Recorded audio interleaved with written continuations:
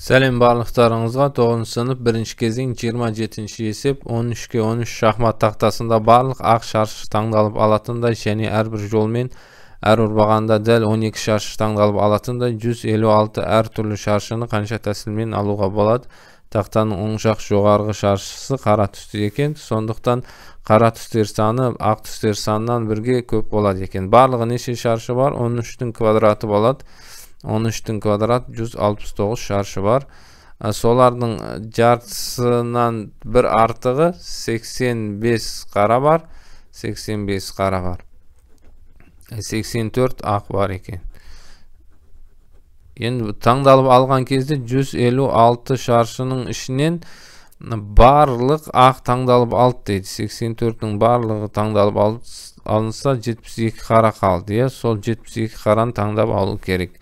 Сонда 85 қарадан 72 қараны таңдап алсақ, 13 қара шаршы таңдалмау керек. Шаршы таңдалмау керек.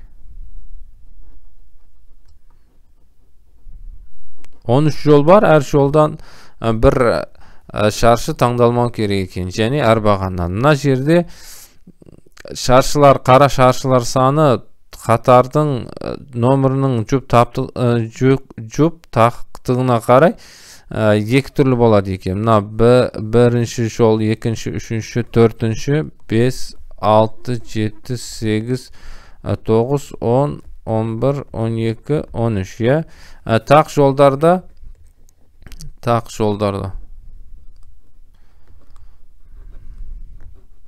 7-ден бар екен, 7-ден бар.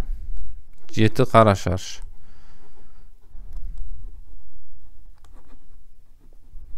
Жұп жолдарда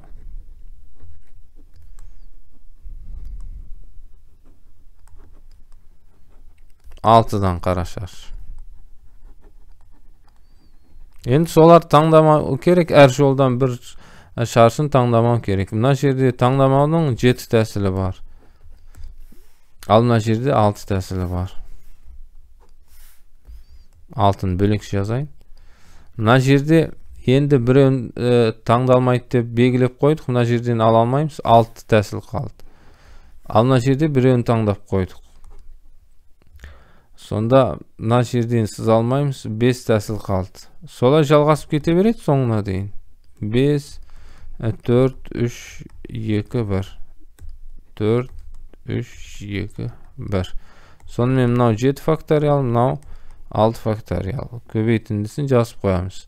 7 факториал көбейту 6 факториал. Д вариант дұрыс жауап болады екен. Сонымен мына есеп шықты. Сау болыңыздар.